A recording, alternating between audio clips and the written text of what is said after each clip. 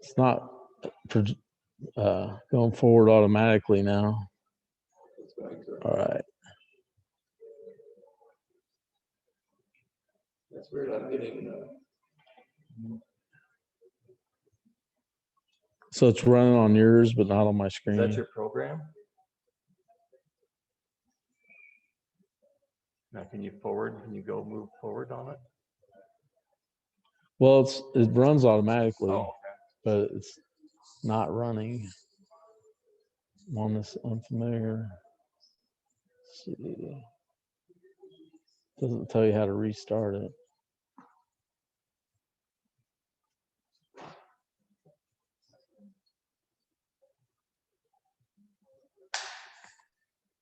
What has sound? Its own sound in it? No, doesn't. Okay.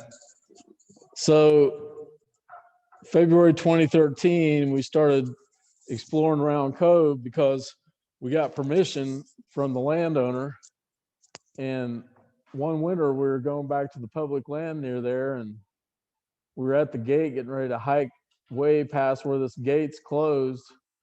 And this guy's driving in his pickup and talks to us for a while and then says, well, now that we're good buddies, why don't you just drive on back here to my place?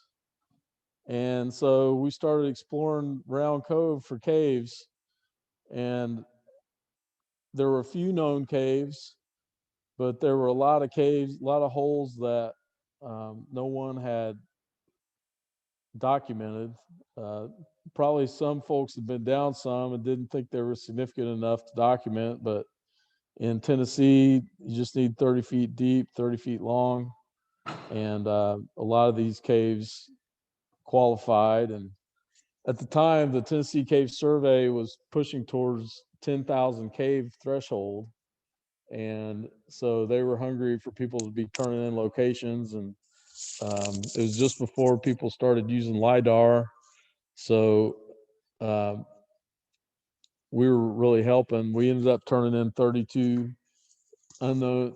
previously unknown caves to the database in our project here. That's Nordic, the owner, and this is the view behind their house looking out over the cove. And he went so far as to loan us. That's Round Mountain, and the cove is on this side of it. So we did a lot of different trips. At some point here, I have the amount of trips documented, and you'll see that. So this is just kind of a spattering of pictures from the caves we were in, because there were so many different caves. It was hard to keep track of all the pictures and which cave is which. But the more significant caves I do have separated out here, and we'll go through those here in a minute. And some of these caves we ended up digging open, and like this particular cave was on a cliff face, and we're sure no one had ever been in it. This is one of our digs. I'm sure no one had been in this one. I was the first person in. And this is a 70-footer that we found that was really, if a caver had been there, they would have turned it in, I would think. But yeah, this is a mix of different caves.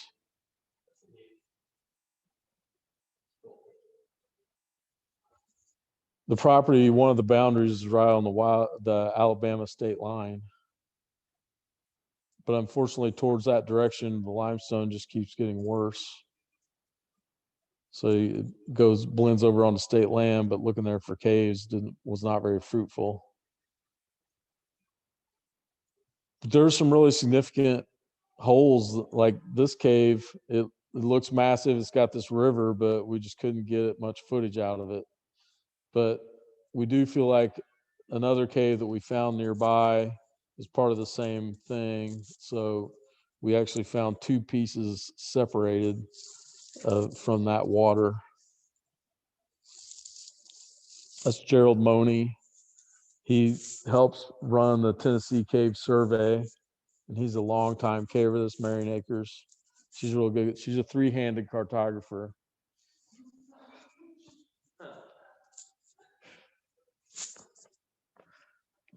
So the Stubblefield Swallet is a suck hole that the whole cove drains into the cave in that area, and not all the water diverts into the cave.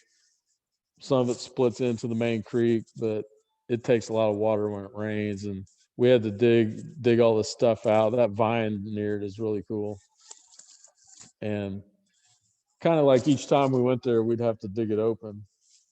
And it had this really grim water crawl at the beginning that Ty Spada pushed, and the thing was like several hundred feet long, and the water was churned up like rotten mulch tea. So it was pretty nasty to go through, but it broke into some pretty nice cave, and is going downstream, of course, but this cove is kind of elevated, so there's a couple 100 feet of depth potential in the bottom of the valley there. And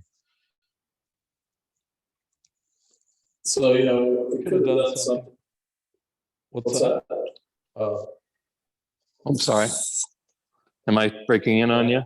yeah. Okay, sorry. Hold on. I'll You're fix it. echoing. I'll fix it.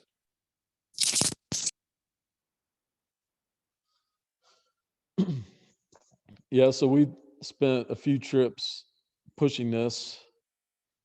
I don't know, we probably did like 5 or 6 trips between mapping it and pushing it. And I think I'll have the stats here on the length and the depth of it. There ended up being one pit in it, and not a whole lot of formations and stuff. It's so active. Thing gets churned out every time the valley floods. These ripples were really cool. You could just get mesmerized looking at it. There's the map that Marion Acres produced.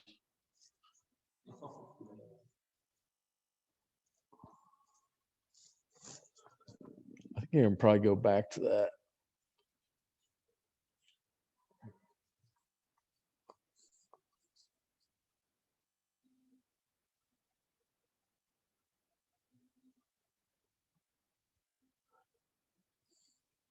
So, this is the entrance. My mouse isn't showing up. Yeah, I guess can't do that either. The high spot on the lower part, the vertical profile, it goes a long ways until we hit the vertical stuff, and then kind of sumped out at the bottom. So 125 feet deep, and the horizontal is 15, 20 something. So a pretty significant cave.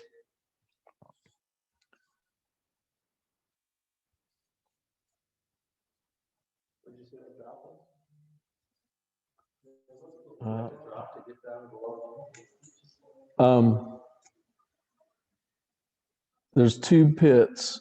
Looks like one's I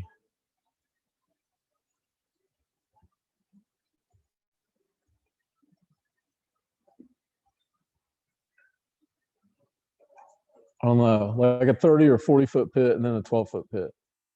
And I believe the 12-foot was climbable, or maybe we used the same rope. So we got down one trip and it snowed heavy, which is kind of rare for tag. And of course, we couldn't drive on the roads in the cove, so Nordic loaned us his ATVs and let us run around down there for 3 days with ATVs and hiking in the snow. And it was pretty cool looking for caves in the snow. It was melting off by the last day. It's kind of a rare treat in tag. And we were getting an echo again, Rich. Just testing you. You sound good. I don't know why it does We're that. still getting an echo. Okay, I'll get out of there. I don't know how I can.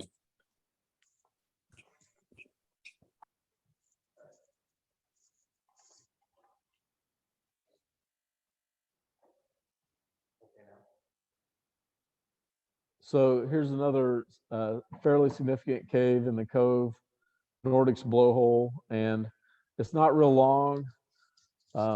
We never got a chance to finish the map of it, and it's kind of complex. There's no pits, but it has some really cool formations, and we think there's, it obviously goes because the air torrent at the entrance is just tremendous.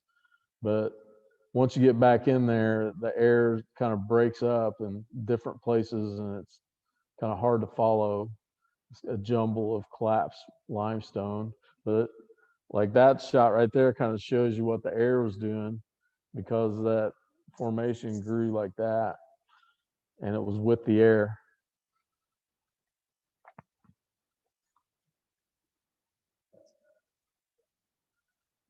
And these formations are kind of dull and chalky, but it's really cool. The flowing, the yellow stuff is still active.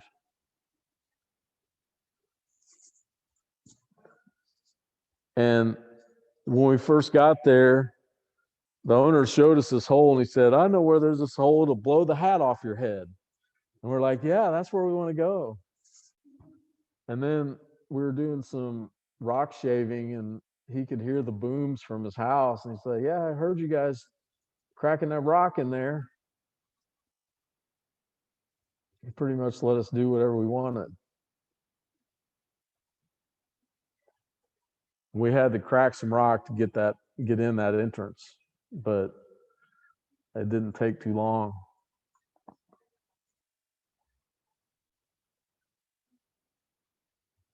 This triple sinks cave had 3 entrances, but it turned out not being lengthy.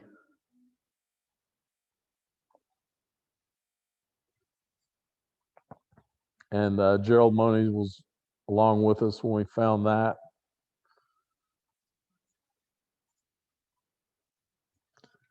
We ran into a big rattlesnake up there in June one year, and Tony and I were within sight of each other, and we both saw this thing sitting in a sunny spot ahead, and the girth of it was enormous, and it saw us.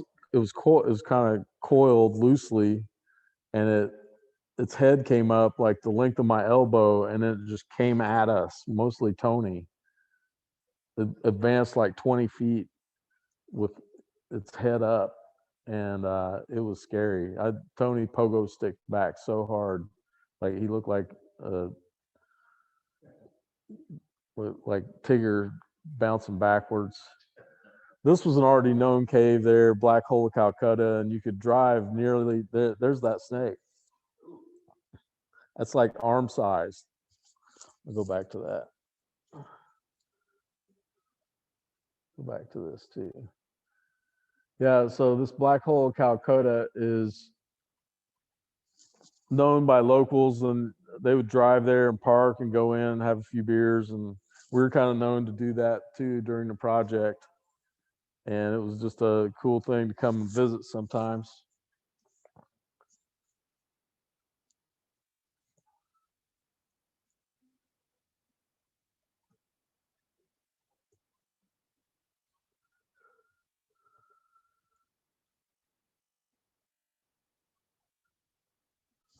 So yeah, the thing came at us.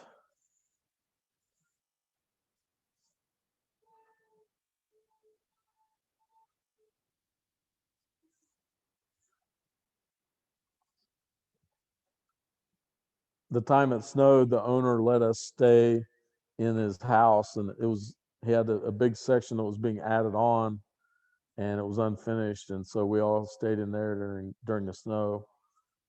And he would often let us camp at the pond where he had a shelter and a little swimming dock, and is really just one of the best landowners that I've known. And Um,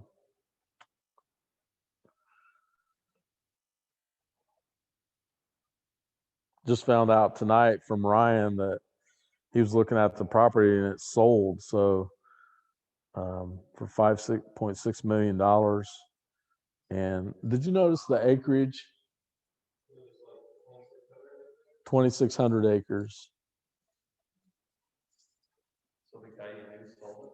Yeah, and he told me that he was just going to list it for what he would dream he would get out of it, but he didn't really intend to sell. And so someone must have come along and paid him what he never dreamed he would get. That's Marion Smith, one of the most famous cavers in existence. Get him and legend Gerald Money together on the same trip, and bring your hip waders for the BS.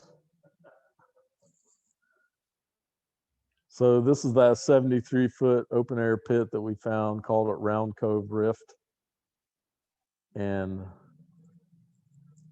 it's an awesome little drop.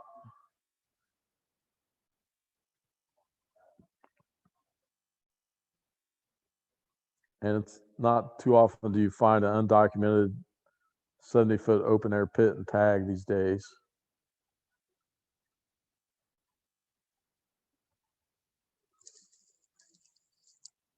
Marion Smith again. That was Elliot Stahl.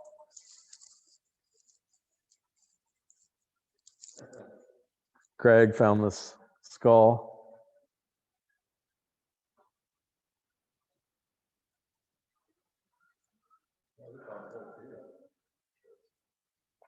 Elliot stripped down to just his poly pro to go do that check out that wet cave. And we were grateful because none of us wanted to go in there.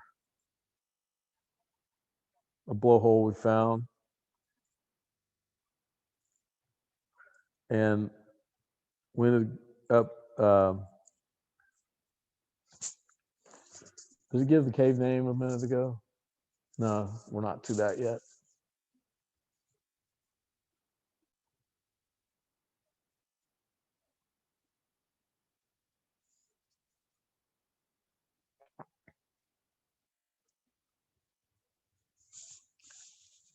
That's Carrie Steeler. She was in Kansas, right? The state of Kansas right now.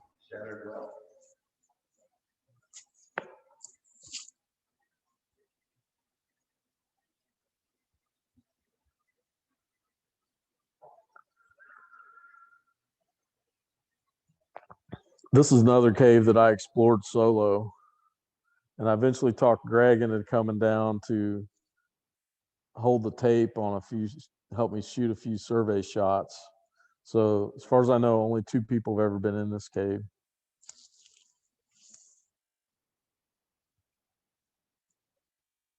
It was about 35 feet deep.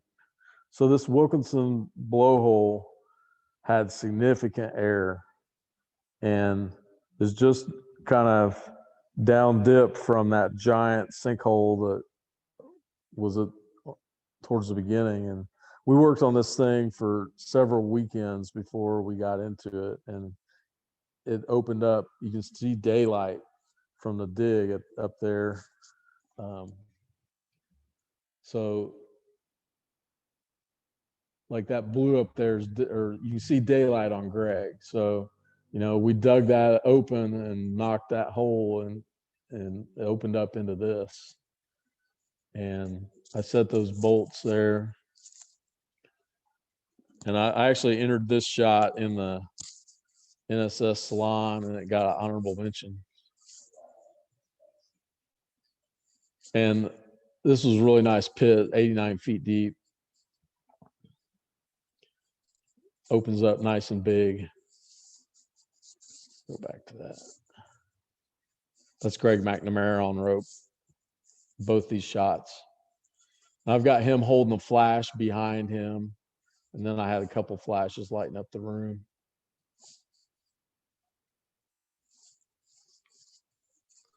And he was flashing up from there. I think I had one at the very top. That's Rusty Riley, Joe Kinder. Through the course of the project, we had a lot of people come. It was open to the CIG a few times to come down and help explore. We had a replay here at this point of the cave. Had some pretty big spaces. So, it was a cool cave. We were hoping it would go deep, but there seems to be something in the geology there, that some layers of shale or slate or chert that keep the caves from going all the way deep.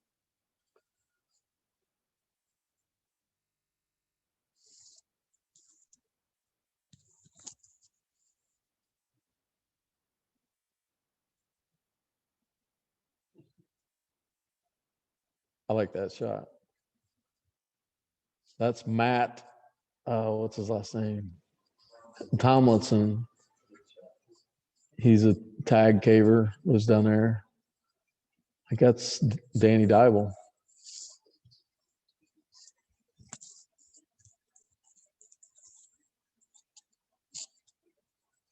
Craig McNamara again.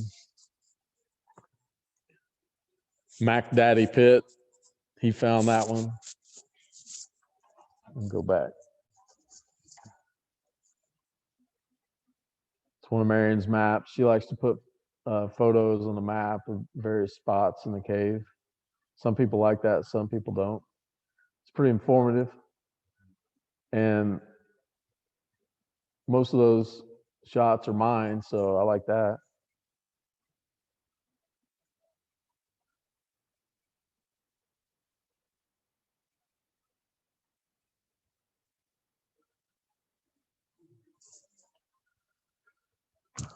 They grow some snakes up there. This is an already known cave called Illegal Pit, and we decided to go in there and map it, and we surveyed it. A map hasn't been drafted of it yet. Doug was surprised there. But as we were leaving, Ty Spada found a parallel pit that wasn't on the original map.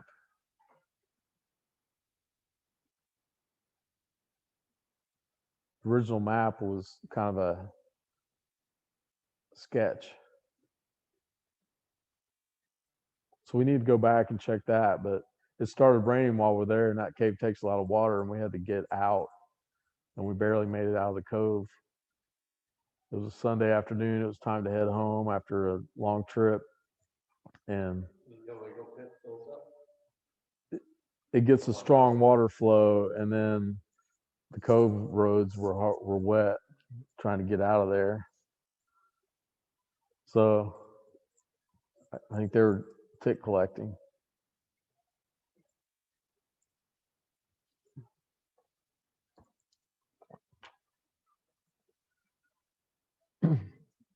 So yeah, some pretty good footage. Almost 6,000 feet of horizontal map, 1405 of vertical, 27 caves.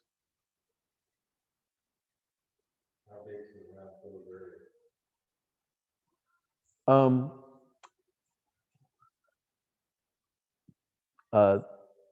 2,600, is that what we said? 2,600 acres. And all those caves were on his property. So that's it. Any questions? So are you gonna not be able to go back there again, or are you gonna start over with the owner relations, or? I've got a couple tubes of maps that we had printed up that I was going to give to the owner. And we've already given him some digital files of them and some pictures and some map copies, but this was kind of a comprehensive, all the maps. So maybe and we're going to do some ridge walking this winter. I was going to stop by and give them to Nordic. So if he's sold the place, then I guess I'll try giving them to the new guy. I just found out tonight that, Oh, really? yeah, Ryan was looking it up, and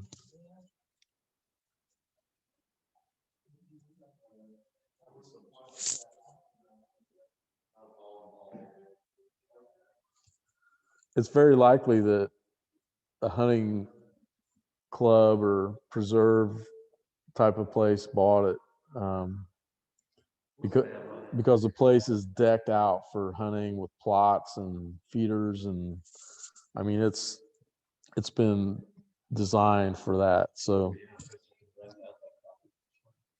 what?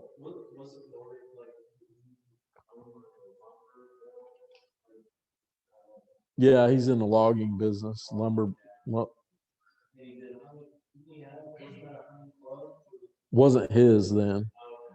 Yeah, the land had been hunting clubs for a long time, and they pretty well kept cavers out of there. And that's another reason why we were able to find that many caves there, is because the land was always restricted, um, and also the depth potential there is not big time, and so the big name cavers weren't trying to go and trespass there because the potential wasn't as good. They were focused on other areas. So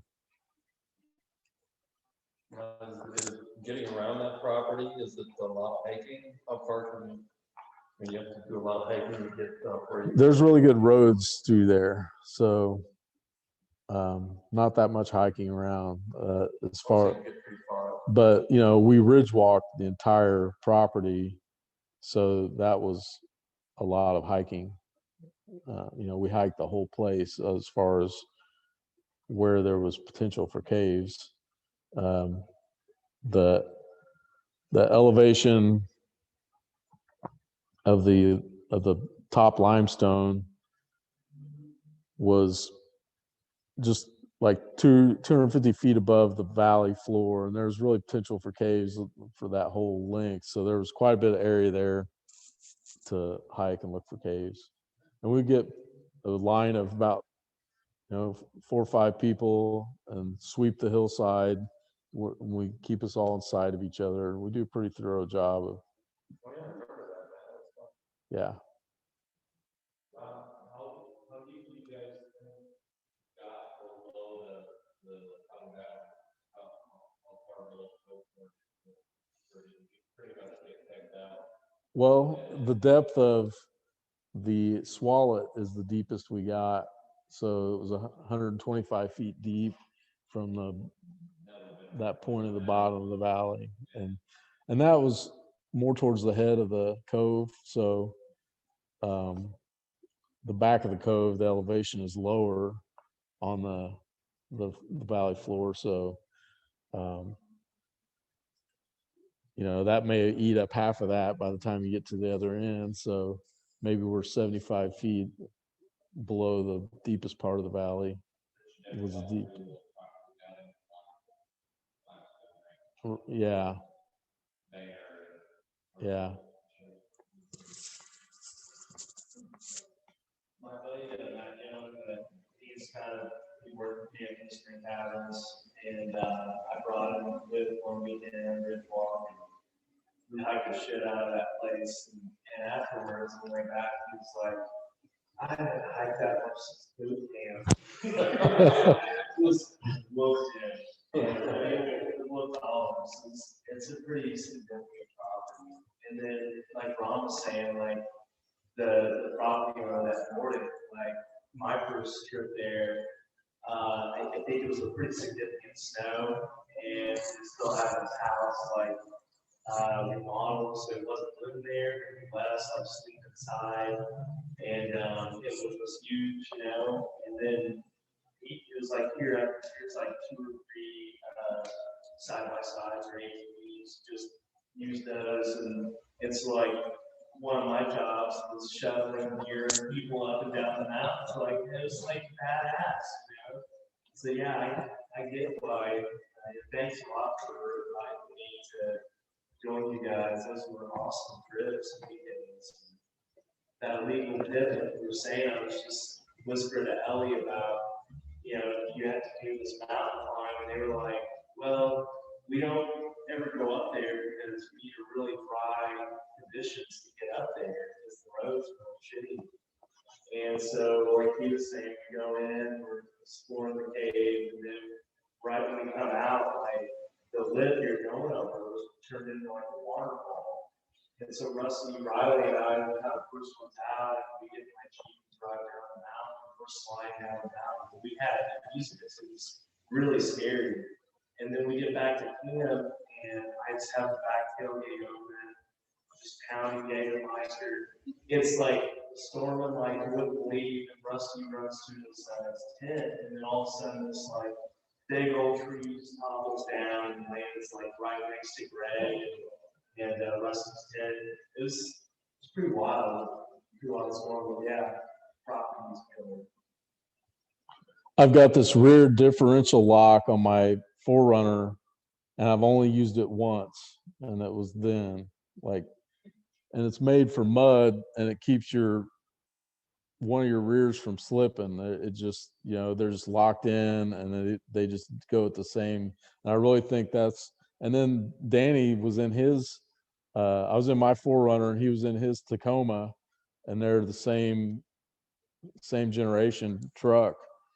And afterwards, he goes, "Man, I used my rear differential lock, and I've never used that once the whole time I've had my truck." And I was like, I did the same thing, man. And I'm sure that's why we made it, because the road went through these sections where you're kind of on top of the ridge, but there was a slight slope to the right, and it was just kind of a clay sand road. And so gravity's trying to pull you to the right, and it's like you had the wheel turn to keep you up, and so you're just driving forward, but the truck is pointed sideways. And so I'm sure that like it didn't do the road any favors up there, but Nordic never said a word to me about it. Well, not terrible, but it had to have left some, I don't know. But yeah, we were damn lucky we got out of there. What are you gonna do? Call AAA? And no, like, Don't bring my Mustang. no, you just have to wait until it dries out and then drive out of there. So, and it was Sunday. It's time to go home. I mean, it could take days to dry out, and if it kept raining, like, you might just have to like leave your truck there and come get it in the summer or something. So yeah. There's a 100-footer around there. I see most of them out there. Good what? 100-footers. Look at Mustang up there. We didn't have any, but he did every damn cave he could there. You know that. Okay. All right. Thanks, Ron. That's pretty cool. Thank you. A lot of good times over the years there, huh? Yeah. Yeah, that's great. So I guess that's it. Anybody else have anything to add? Nope. Thanks for everybody stopping in there and hanging out with us tonight. And we will see everybody next month. First Wednesday. See ya.